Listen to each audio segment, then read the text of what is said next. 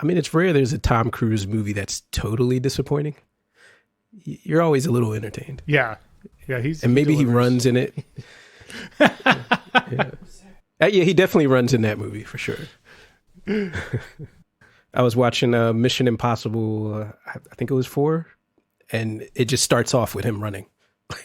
Like there's other stuff going on, and then he just like comes out of nowhere and starts running. That'd be like if the opening shot of a Quentin Tarantino film was a woman's feet. Yeah, a little too on the nose. That's great.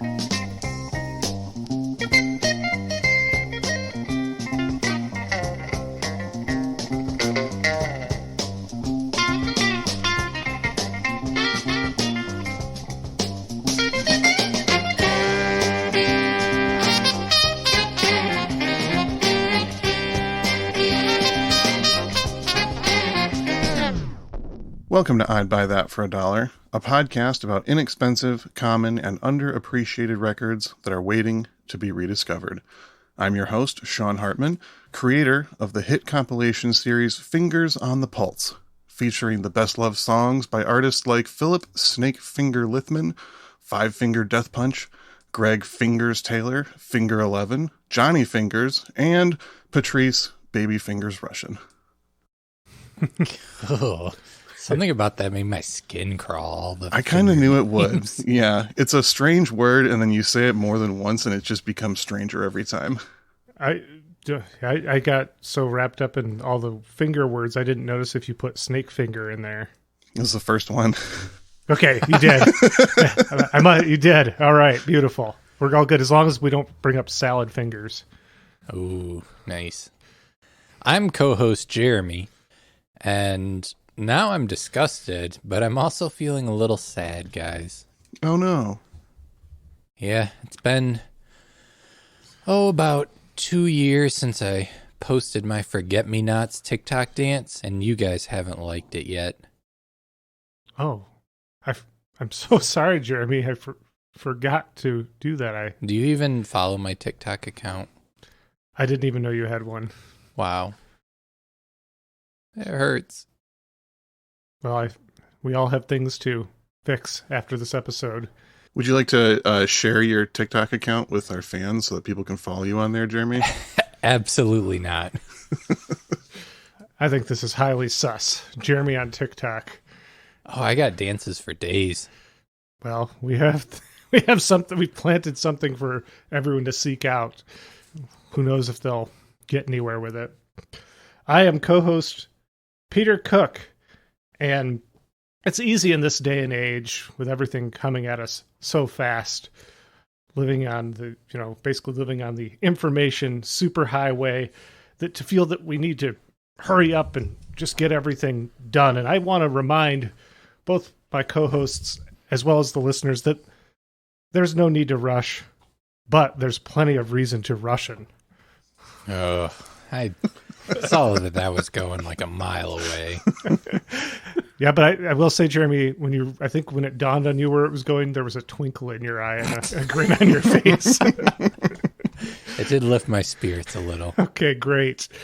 Now I just got to go find that TikTok video and like it, and yeah, you'll be golden. Yeah. Joining us today on I'd Buy That for $1 is a Philadelphia-based DJ, radio host, and musician. Welcome for the first time to the program, Lil Dave. Hey, how are you guys doing? Doing sad. Good. Welcome to I'd Buy That for $1. Yeah, Jeremy's sad. The rest of us are just fine. So everything's. I'm happy to be here. Everything's normal. So, Dave, what record did you pick out? I picked out Patrice Rushen's album, Patrice, I believe her 4th album. Yes. Many people think of this as her debut album, and we'll get into reasons why, but it is actually her 4th full-length release. Yeah. I really like this album. I actually picked it up recently. And I'm just going to warn you guys, like in preparing for this, I used ChatGPT to try to like compile as much info as I could about it. And it just couldn't figure it out. Kept referencing Forget-Me-Nots, which has nothing to do with this album. So we'll see how this goes. But all right. Worth a shot. Yeah, Forget-Me-Nots, the big hit, and maybe the only song that most people know by her. Definitely an underappreciated artist in some circles. I mean, you talk to the heads, go ask Questlove. He'll tell you that Patrice Rushen is a living legend, but not enough people share this point of view. So hopefully with this episode, we can do our little part in giving Patrice Rushen the credit that she deserves as a true legend of music. Absolutely. So what song are we starting with? Let's start with Music of the Earth. Perfect. Side 1, track 1.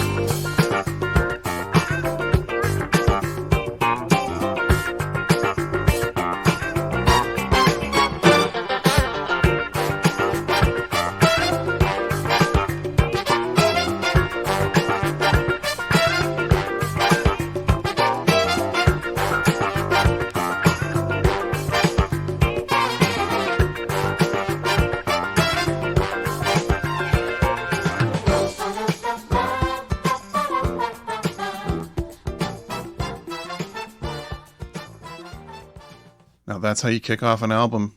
Just right off the bat, showing you that Patrice means business on this record. And just such an interesting mix of styles. Is that disco? Is it funk? Is it jazz? Is it pop? Is it all of them? It's got those lush strings and just like those monster funky bass lines, the tight drums. It's all there. I'm just imagining it's October 1978. This new Patrice Rushen record drops, and some jazz purist walks down to his local record store, eager to get his hands on the latest release from this burgeoning, amazing jazz musician, gets home, puts it on the hi-fi. That comes out, and initially there's like 30 seconds of jaw on the floor, just scoffing and upset, but then the movement, the magic overtakes him. For the record, Peter's doing a very awkward, jaunty movement right now. I guess I'm trying to imitate her in the Forget Me Nots video. She kind of has her arms swinging like that. And I imagine that it's just, I wish there was that reaction like filmed, that someone had the moment of the jazz purist being just not being able to stay smug when the music, just the magic of this music just overtook him. Are you saying that we should like your reaction videos to this album on TikTok? Is that what you're hinting at? That's Jeremy, not me. Oh, okay. Yeah, we don't talk about Peter's super secret TikTok. True. Secret. Yeah, edit that out. Yeah, the funny thing with this one is like the jazz purists didn't really like that she was, going this route. Like this was, they weren't ready for this side of her, because the 3 albums before were just all straight up jazz. Yeah, or like jazz fusionish. You know what I mean? Yeah, I was really surprised. I knew that she had been a jazz musician prior to being more of a pop musician, but I had no idea that it was, that like traditional of jazz. Like you said, maybe more fusiony though, but it was still expertly crafted. Definitely. And like this track, it doesn't necessarily, it's not like fully a pop song. It's still heavier on the jazz side. There's like lots of little switch ups and changes that don't feel, super poppy and simple. And honestly, like this wasn't the single, but like I feel like this is the big song from the album personally. And it's actually like a big dance track in like kind of like the underground dance disco communities. Yeah, I believe that. It kind of struck me a little bit as a little production-wise kind of Kashif-ish. It had a lot of like parts kind of cutting in and out, and like there's a lot of different things in the song, but at any given time there's like, it doesn't feel like crowded or wall of soundy. So, No. Yeah, I mean, there's a good chance that Kashif was listening to some Patrice Rushen while he was coming up, getting ready to drop those solo masterpieces. I would not be surprised. Yeah. Yeah, actually, this song, I kind of play a lot of different types of music when I DJ, but there's this one electronic genre that I have championed for years, and it's called Broken Beat out of the UK. And the way I first heard this song was through a Broken Beat cover of this. So Broken Beat's kind of like, it was kind of like the house guys and the drum and bass guys decided to make funk music, basically. And there was an artist named Damu, and he did a cover of this, and it's amazing. But then when I found the original, it just blew my mind even more.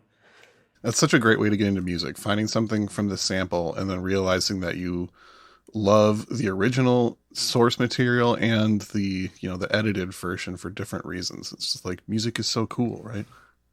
Yeah. And there's actually like a couple references to just like electronic music and Broken Beat, and well, maybe not references in this album, but they reference this album, a couple of the songs that we're talking about. So, yeah.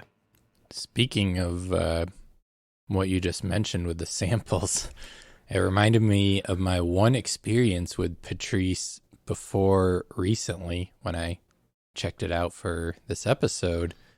And Sean and I are splitting a DJ gig. I think it was a New Year's Eve gig. And he goes to put on Forget Me Nots and is like, everybody's going to love this song, but nobody's going to know it because the chorus is sampled in the Men in Black soundtrack. It's a song. It's like interpolated. Yeah. So people are like, oh yeah, and they're all dancing and into it, and yeah, it has that effect on people. That look of like slight confusion, but it's still just undeniably funky, and they're going to dance even though they're not really sure what's happening. Love that. Yeah, I'm pretty sure anyone under the age of 45 currently, as of 2023, first heard Patrice Rushen via Men in Black. Absolutely. Yeah. Unless, aside from the people whose parents were playing Patrice Rushen records for them, that's the in for many folks. I mean, I think whatever the TikTok thing that is that happened with her recently kind of got people actually knowing the words to the song, which is huge. Yeah. For us that are actually out there playing it. Amazing. So, Peter, what's your history with Patrice Rushen? Were you very familiar with her music before this selection? I knew Forget Me Nots, and I knew that she had come up as a jazz prodigy. And we've mentioned her a handful of times on the podcast, mainly from you, Sean. Mm-hmm. Beyond that, that's about it.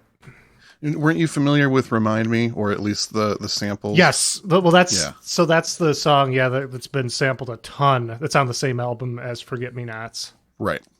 Yep. So I was familiar with that as well. Yeah, she's pretty heavily sampled overall. Like there's especially a lot of the slower songs. Mm-hmm. I listened to the whole Questlove Supreme interview with Patrice Rushen, which I highly recommend that if you want to dig in a little deeper. And they touched on the sampling in there a little bit. And one of Questlove's theories that he brought up is that her music is so perfectly on tempo and consistent most of the time that it's much easier to chop up and sample than a lot of her contemporary artists.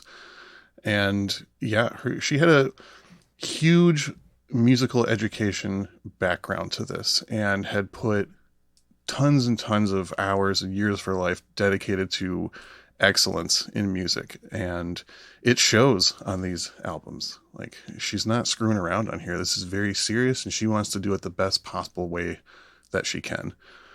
And aside from that, she's always been pretty down with people sampling her music. She says she still gets requests constantly for people to sample her stuff, and she's made some pretty good money on it over the years, thankfully.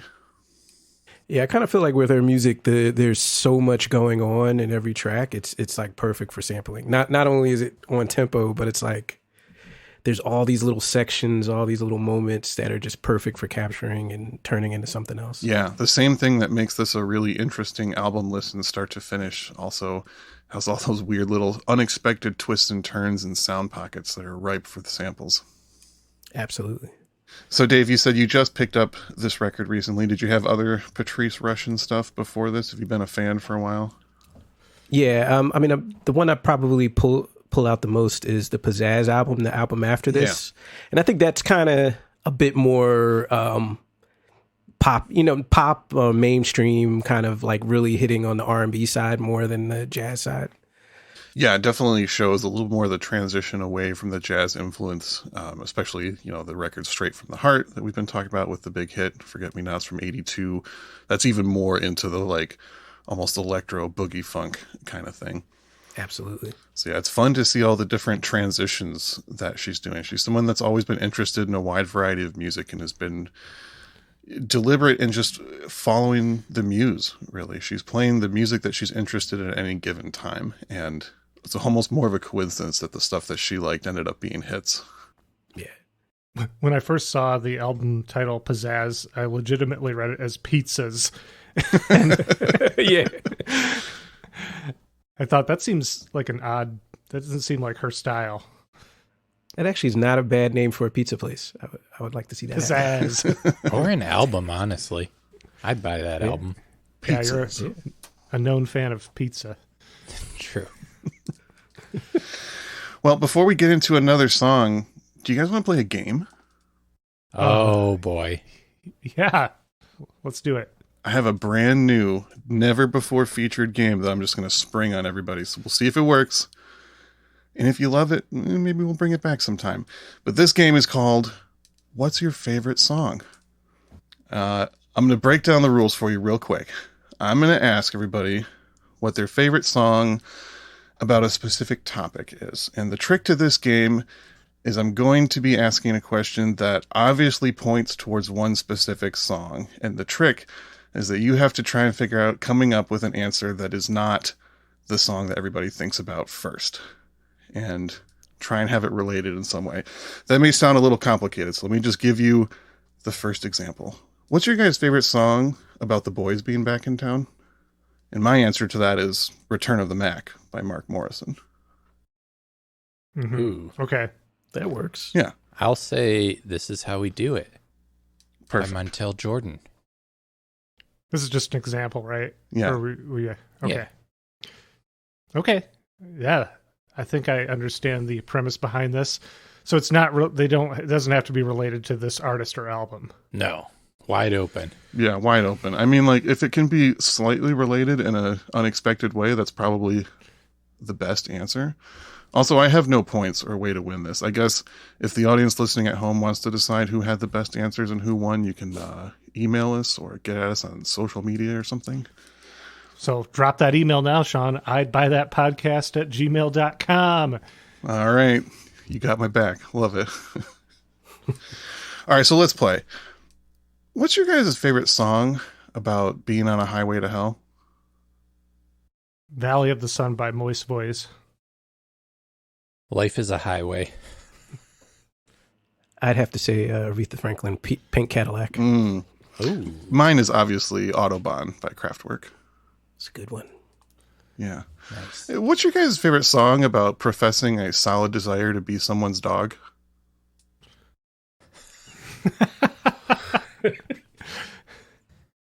It's probably a Sydney Gish song. Her album's No Dogs Allowed, so I'm just thinking of dogs. Something off that album. All right, cool. I'd say Cat Stevens Was Dog a Donut. Perfect. Wow, I'm blanking on this one. All right, well, you think about it. I'll tell you that my favorite is definitely X Gon Give It To You by DMX. Ooh. Good one. Good one. The Sidney Gish song that I'm thinking of is called Imposter Syndrome. Okay. All right.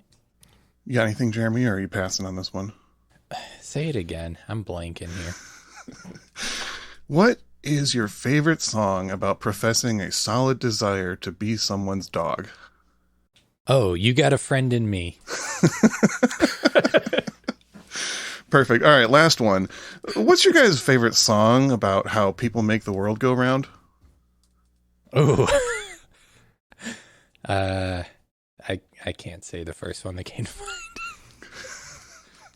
I wonder if it's the one that I have written down as my answer. Is it Fat Bottom Girls by Queen? No, but they do make good. the rockin' world go round, I'm told. Yeah. I will say Lisa Stansfield, Been Around the World. And I think there's a Puff Daddy version of it. So Perfect. maybe. Yeah, him and Mace did one, I believe, where they sampled David Bowie's Let's Dance. Yes, that's it. I'm going to say Flipper, That's the Way of the World. Perfect. My favorite would be Let the Bodies Hit the Floor by Drowning Pool. Oh. You somehow went harder than even I did. Yeah. And that's how you play What's Your Favorite Song. Thanks for participating, guys. Maybe we'll bring it back. Did you enjoy it? Yeah, that was fun. It's a great road trip game. Go play it with your friends, everyone out there. It's the I'd buy that challenge. Yeah, Jeremy and I went on a road trip with a few friends and played that game for hours until we all hated the game, or maybe loved it even more. I don't know. Yeah. But with that, let's listen to another song. Yeah. Next up, we're going to hear Wishful Thinking. This is side A, track 4.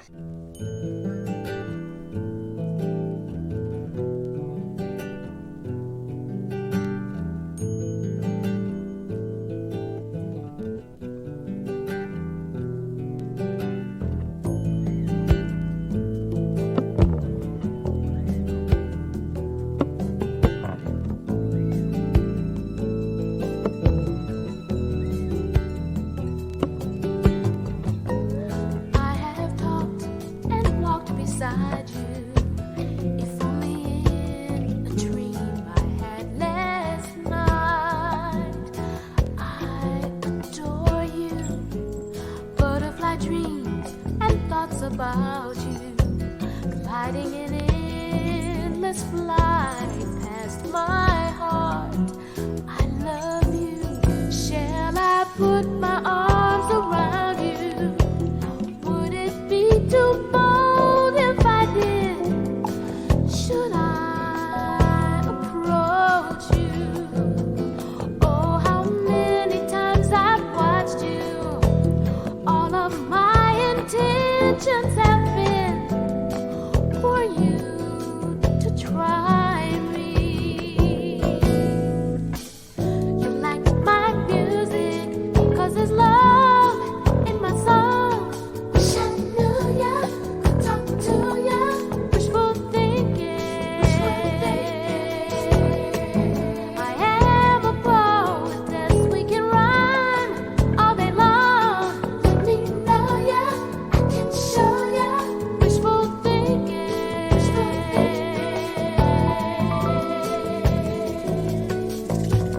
La da da da da, la da da da da da, la da da. La da da da da, la da da da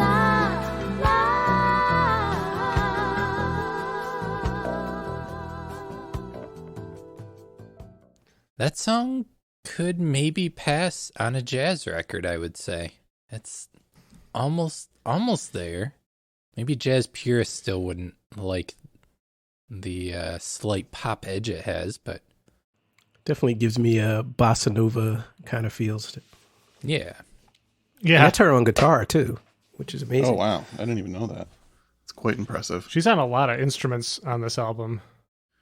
Do you guys think that this record has the most money paid for hand claps and finger snaps, because there's like 30 credits for people snapping their fingers and Yes, clapping hands on right. this album. Yeah, I've never seen so many credits for that. That's crazy. Yeah, what was the budget on finger snaps on this record? Jeez. Do you think there's like professional studio like finger snappers? Yeah, I mean, there's a dude that whistles. What is it? Toots something. Toots Thielmans. I can't. Thielmans. Yeah, something. It might be one of the like strangest money laundering things to ever happen. I've got 40 people snapping their fingers on this record. Do not ask questions. What account do we write these under? Yeah, Crazy. this is sonically an amazing album. And there's always something to be said for funk adjacent records where the ballad, they put just as much work into the arrangement on as they did for the up-tempo dance numbers. There's so many funk records I love where when it gets to the ballad, it's like the music is just so boring and really just there for the singer to be impressive. And not so on the Patrice Rushen albums. Well, definitely with this one, I feel like the ballads and the slower songs are just stronger. Honestly, like the funkier stuff is cool, but to me, there's no like there's no banger on it. There's no, I mean, there is, but there kind of isn't. Yeah. You know, like compared to like her later stuff, there's no like signature huge Patrice Rushen pop song. There's kind of like the mellower stuff just to me hits harder. And even the like biggest hit off this record, which we'll be hearing after this, Hang It Up, it's a pretty slow song. I mean, it's in the like 90s for BPM, so it's not really a track you're going to play at the height of a dance party anyways. It's like a, warm up early part of the evening kind of thing. Yeah, and it's weird because it's like this was right at the height of disco, Yeah.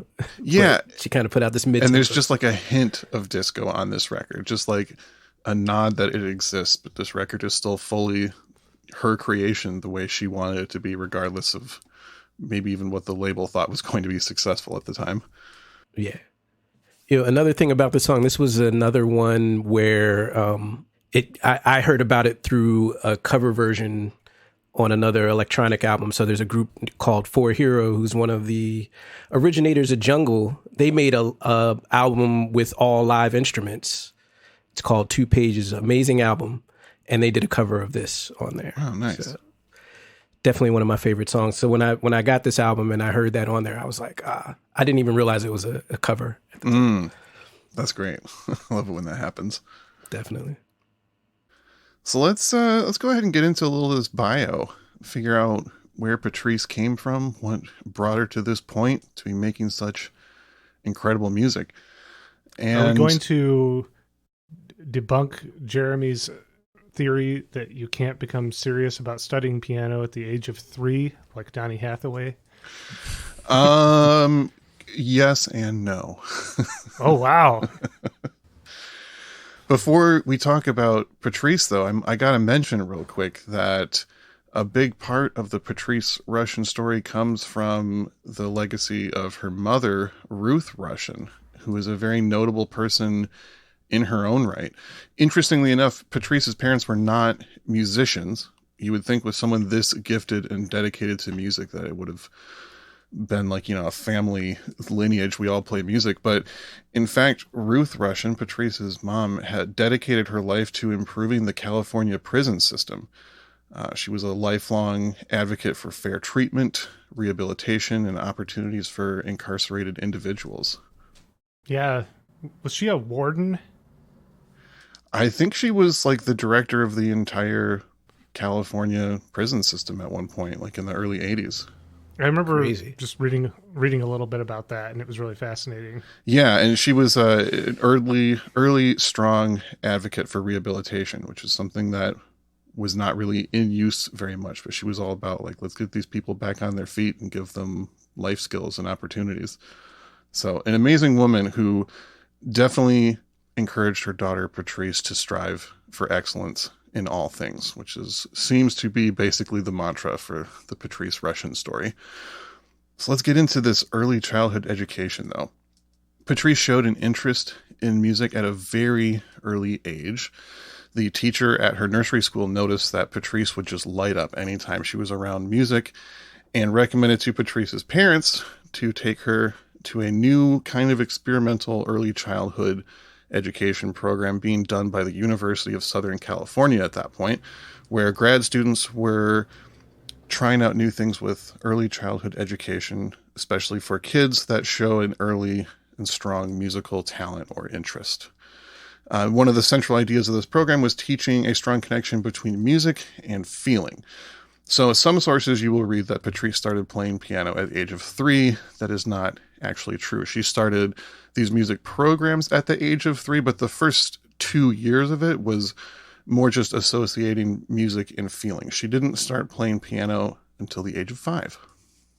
Oh, so has Jeremy Ruggles been editing things to make his theory stick?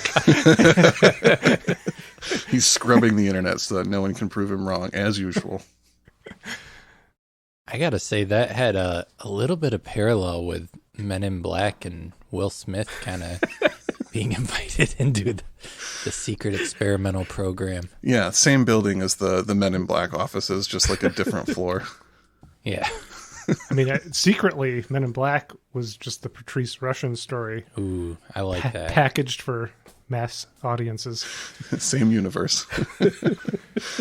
So she started the program at age 3. After 2 years, her teachers at the program chose the piano as her first instrument. I don't know if that was just everybody's first instrument or if they had like tests to show what the different students were more inclined to, but piano was what they picked for her, and was her main interest for the rest of her life. Although, as we've mentioned, she learned several other instruments and was proficient at more than just piano. I gotta say, that program definitely worked. Yeah. Clearly was effective. Yeah, Patrice is like a testament to the possibilities of the education system, I would say. Absolutely. We need to get music back in schools. Yeah, for real. We need more Patrice Rushens out there. Absolutely. In junior high, Patrice began learning the flute. She has stated that this was mostly because she just wanted to have a cool case to carry like the other students. You can't carry your piano down the hallway and look like a badass music student in junior high. So she wanted a case, and she picked up the flute. And this had an interesting, unexpected result. So she's playing flute in band and orchestra, and it's one of those instruments where you're not playing it the whole time. So there was long stretches where she's sitting out waiting for her next turn. And this started to develop an interest in arrangement and composing. She found herself listening to the full piece of music more intently and becoming fascinated with how it's all put together. So as early as junior high, she's starting to take notice of not just musicians on the record she's listening to, but who's conducting it, who's arranging, who's doing the arrangements on TV shows, who's this guy Quincy Jones that I need to know more about, these kind of things. Very normal junior high behavior. Yeah, we can all relate to that, I'm sure. The Southern California University music program continued through all this. She was actually a part of that all through high school, which is why if you look at some of her pieces of official resume, most of her early listed music teachers all have doctorates now because they were all grad students at the time. I first saw that. I was like, how did she line up like 6 doctors in a row to teach her piano? Like the early part of her life. But there you have it. She attended high school at Locke High School in LA. This is a pretty notable high school. They had a strong music program, and there's a whole list of famous people who were taught there, especially because of a new incoming music teacher who was there, I think, for like the last 2 years of Patrice's time at high school. This guy's name was Reggie Andrews, who actually produced one of the tracks on this record and later worked for Motown, co-wrote the song Let It Whip for the Dazz Band. He also taught a few other musicians, notably Thundercat, Kamasi Washington, members of the Far Side, Terrace Martin, the saxophone player Gerald Albright, who's one of the many hand clap / finger snap guys on this record. Reggie taught members of the Phoenix Horns, Earth, Wind, and Fire's horn section, and Amazing. He was basically the main father figure and music educator for young Tyrese Gibson, later notable for being a long-running member of the Fast and the Furious franchise. And Baby Boy. Yep. That's crazy. I was reading the credits and I saw Reggie Andrews, but I didn't really put it together that it was that Reggie Andrews. I actually know or met his daughter, Nia Andrews, amazing singer as well. Does a lot of stuff in that LA scene. And I knew he had like taught Thundercat and all that stuff. Yeah. I never put all the two together. So amazing connection. Yeah, incredible legacy. Leon Ndugu Chancellor also went to Locke High School. Throughout high school, Patrice was also a regular dancer on Soul Train. She just kind of happened to be at the right park at the right time when Don Cornelius rolled up and was like, "Who wants to dance on my TV show?" And you can even find a clip of her being selected as the one to ask a question of Bill Withers when he performed on Soul Train. Yeah, she drops her name. She says, "Bill, Patrice Rushen." I wish she had added, "Remember that name." Yeah. Yeah, right. You're going to want to know that. You're gonna So is know this it. where she developed the Forget-Me-Nots dance? Or Could be. Could be.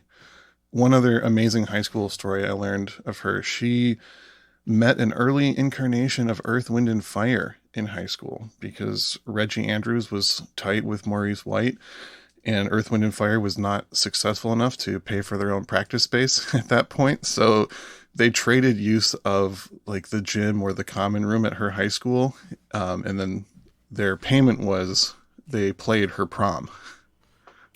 crazy. Always strive for excellence. So she like helped Earth, Wind, and Fire load their gear in and out for band practices, and then they played her prom. It's just mind-blowing. Which explains why one of the members of Earth, Wind, and Fire is on this record, and there's a couple tracks that definitely sound like they could just be on an Earth, Wind, and Fire record. Absolutely. Yep. That's great. Patrice graduated high school in 1972. Shortly after that, she won a jazz competition, which got her a slot on the Montreux Jazz Festival. And at this point, there was always people scouting for labels looking for hot young talent, especially because the music industry was figuring out that if you put jazz musicians behind your pop and soul records, they're going to be much better. She was signed to Prestige pretty soon after her set at the Montreux Jazz Festival. However, she was really hesitant to sign with any label. She felt like she wanted to develop herself as an artist before putting herself out there in the world. She didn't want to try and put music before people until she felt like she was ready, like she was at the level to take things over, which again, the amount of foresight and interest that she had in her music from an extremely young age is just so impressive. She basically treated her time at Prestige as kind of just a summer job during college. That's the way she seems to refer to it, and like the amount of importance that she put on it at the time. So she dropped 3 records with them, each one kind of a different style, a different angle of various jazz fusion, and they're great records. They didn't sell extremely well, so as we said, the jazz purists might have been familiar with her and disappointed once this record came out, but everybody else probably didn't hear about this young, small-time, up-and-coming jazz artist, and when she entered the scene with this record, was just like, wow, who's this amazing new pop star? Yeah. I didn't get the impression that, those had made much impact, those jazz records. That wasn't really what she was known widely for. Just a very small select circle. Again, though, there's a good handful of notable hip-hop samples on those first 3 jazz records as well. People were paying attention to her throughout her whole career when it came to that. Definitely. Just, a little bit removed from when they were first coming out. So in college, she majored in music education, and this was because when she officially told her parents that she wanted to be a musician as a career, their response was, "That's fine, but what's your real job going to be?" Yeah. They didn't strike. Yeah, they seemed like the parents that would not expect music to be a real career. Yeah, I know. It's like we know that you've been educated your entire life and show nothing but the most promising talent and are literally winning jazz competitions, but what's your day job going to be? You always got to have that backup plan. You got to. I mean, for every Patrice Rushen, there's 100 others who had almost similar paths and ended up not quite making it. Sometime during her stint at Prestige Records, she turned down an offer to join the Mahavishnu Orchestra, again, because she felt she just wasn't ready for that level. Even though, of course, musically she would have been amazing, but just interesting footnote. So after the 3 records on Prestige, she signs to Elektra, who at that point were especially interested in building a roster of jazz artists with strong pop sensibility, and they recognized that Patrice was a perfect fit for the kind of thing they were trying to do. And then in 1978, at only the age of 23, Patrice drops his first record on Elektra, the one we're listening to today. 23, fourth album, reinventing the career. Yeah. And now finally amazing. ready to put herself out there at 23. Yeah. 23 with like a self-produced album is crazy. Mm-hmm. With these huge arrangements, it's like nuts. Yeah, huge arrangements, like 30 string players plus the finger snaps. Amazing. So let's go ahead and listen to the hit off this record, Hang It Up. That is Side B, track 1.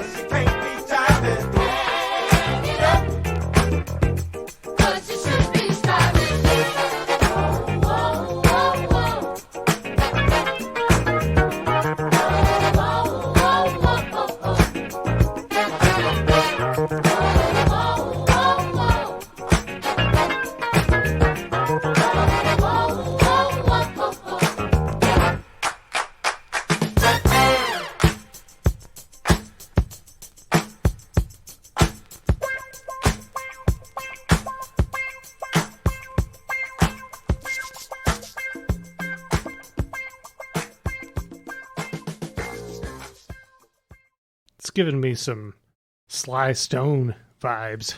Oh, yeah. That track. I could definitely see that. I'm definitely thinking George Duke when I hear that. The perfect halfway point between George Duke and Sly Stone, maybe. Now, I don't know if she was on that track, but isn't Cyrita a backing vocalist on this album? Yes. Yeah. Cyrita's on like 3 or 4 tracks on this, I think. Yep. She's definitely on Music of the Earth. Yeah, there's a huge list of players on this record. There's a ton of strings on here and a whole lot of backing vocals and a few notable guest musicians. The main players on this record, though, are James Gadson on drums, one of the most prolific in-demand session players of this time. His list of associations and records that he's played on is beyond legendary. And then we have the great Al McKay on guitar from Earth, Wind & Fire. And Reddy Freddie Washington on bass, who continued to collaborate with Patrice after this. He's actually the one that wrote the bass line that inspired the song Forget Me Nots.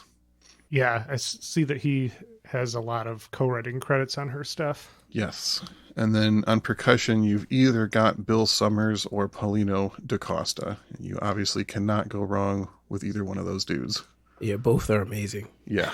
All their own albums are ridiculous. Mm-hmm. What a lineup.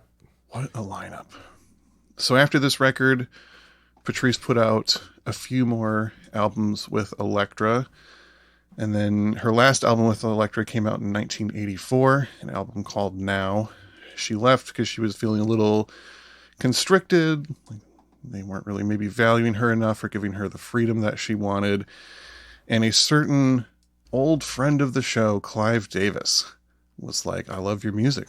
You got to come to Arista. You got to make a record with me. And Clive Davis ended up being the reason why Patrice Rushen left the major label music industry. What? Because he sucks. Clive did it again? It's been a while since we've talked shit about Clive Davis, but I'm glad we get to have that little feature right now. He's going to come up in the next step too, but Hell yeah. foreshadow. So Patrice had recorded a follow-up to her album Now right around the same time in around 1984 and was anticipating following it right away. She gave it to Clive, and then he sat on it for 3 years because he didn't think there was a good enough hit and was trying to like convince her to write better hits or something. And she was so frustrated and disgusted with him that she quit Arista after it finally came out in 1987 and never tried to be on a major label again. However, she moved gracefully into television and composing. She has an incredible list of award shows and high-profile live television programs where she has been the lead music director for it. She's done the Grammys. She's done... I should have written down a list of all the things that she's done, but it's very impressive. We'll just leave it at that. You can look it up, I'm sure. Yes. She's important. Trust us. It's also worth noting that she had a lifelong friendship with Prince. Yes. He was a early admirer of hers and supposedly wrote the song I Feel For You about Patrice Rushen, which was included on his 1979 self-titled album before Shaka Khan had an even bigger hit with it. I also think Chaka Khan. I also heard I Want to Be Your Lover was about her as well. He was really trying to get with her. Yeah, very well could be. When Questlove asked her about the Prince Association, she seemed to kind of avoid any like talks of how romantic the relationship was. From her perspective, it was more one of mutual admiration. And she said they would often have long phone conversations, just kind of like giving each other tips and sharing what they've learned. Like, wait, what effect did you use on this song that you did? How'd you get this sound in the studio? Like, what'd you do here? Just sharing this deep knowledge that only people at the level of Prince or Patrice Rushen could do. Jeez. Yeah. Now, where's the Patrice Rushen and Prince collaboration? There's got to be something. Oh man, in the vault somewhere. In the vault. We can Yeah. only In hope. Gotta the get in Prince that vault. Oof. This is how our heist movie starts. That would definitely be a worthwhile heist right there. Mhm. Doing the world a service. Well, Sean, Jeremy, it is that time once again that where time. you dip into your endless, boundless tank of expertise and just cherry pick out a few records that are similar to this one and you think are awesome. Seems like a tall order, but I'll give it my best shot. First up, Jean Carn, an artist we have recommended several times. Her album Happy to Be With You from 1978 is a great place to go if you're looking for some more late 70s female-fronted funky soul tracks. Jean also has a strong jazz background as well. She did a couple of those black jazz releases with her then husband Doug Carn before going into the Philly soul disco style. Next one up, if you're looking for more of that Earth, Wind, and Fire similarity, why not try The Emotions? I was 90% sure you were going to say Earth, Wind, and Fire. I thought the same. You want to hear some more Earth, Wind, and Fire? Check out Earth, Wind, and Fire. The greatest band of all time. The Emotions was like the Earth, Wind, and Fire trying to prop up a girl group and doing most of the music behind it. And it is just as great as you would imagine. I'm sure people are familiar with a few of the hits. But again, for the 1978 Association, their album Sunbeam is excellent. And my last recommendation, and the one that I think might be the closest The closest stylistically, Dee Dee Bridgewater's Just Family from 1978. Another good combination of jazz and pop and soul and a little bit of everything. Yeah, Dee Dee is the real deal. For sure. Can't recommend her enough. Yeah. I kind of had to wonder if Patrice had retained more of a traditional jazz sound while branching into, songwriting, vocals, and all that, if she might be held up higher in, the overall memory of the public as, say, like Nina Simone or something. Yeah, it's tough to say. I mean, you had made the Nina Simone comparison before, and I would have to say, like, the talent is there. Who knows for what reason that she's not held in that kind of level of regard by most people, but I feel like, from performing, people know her on the jazz side from performing. Like, she still performs to this day. I've seen her pop up on Instagram, like doing, sound checks and stuff, and it's amazing. And I think people do respect her as a musician on that level, but she just doesn't have enough albums that are strictly on the jazz side to really give people that perception that she's a go-to jazz musician. You know what I mean? yeah, definitely. I'd also heard that during the height of her fame, she was not actually touring as much as a lot of her contemporaries. That was not always her thing. I mean, she enjoys playing live, but wasn't like hitting the road super hard. So that might have contributed to just not being in front of people enough to hit that level of saturation. I wonder if the pop market was like not the same type of energy and crowd that she wanted to play for. You know what I mean? Like if she had stayed on the jazz path and played for those type of crowds, maybe she would have been happier. Yeah, it could be like a more quiet, respectful audience kind of thing. Yeah. All interesting theories. Well, that's all my notes on this. So unless anybody has any final thoughts, we're going to go out on the song Let's Sing a Song of Love. Dave, do you got anything you want to say about that track before we get out of here and listen to it? Oh man, it's another great one. Definitely has kind of I want to say almost like a Brazilian vibe to it, but then it kind of switches up into this like real funky song. I love it. Great song. Yeah. This one for me has the strongest Earth, Wind, and Fire vibe to it. Definitely. Dave, do you have anything you want to plug for our listeners before we get out of here? Well, I do a radio show every Friday from 6 to 9 p.m. Eastern Time on WKDU 91.7 FM in Philly, and it's worldwide on WKDU.org, and it's called Eavesdrop Radio with myself and DJ Junior. Great show. Definitely check it out. And then I also stream on Twitch, live DJ mixes every Sunday at noon on it's Little Dave 215 on Twitch. So come check me out. And I do a million other things. Is that LILDAVE 215? Yes. Yep. Perfect. Well, thank you for joining us and talking Patrice. I think there's so much more we could say, but I think we've at least got people interested to give her more listening time. Yeah, thanks for bringing me through. I'm a big fan of this podcast. Right on. We'll come back anytime. Pleasure having you. Thank you. So one more time, what is this we're going out on? This is the song Let's Sing a Song of Love. We're looking at side A, track 5. I'm co-host Jeremy, singing a song of love and goodbye. I'm co-host Peter, doing exactly the same as co-host Jeremy. We're harmonizing. And I'm co-host Sean, joining in with the band. Thanks for coming on, Dave. Thank you.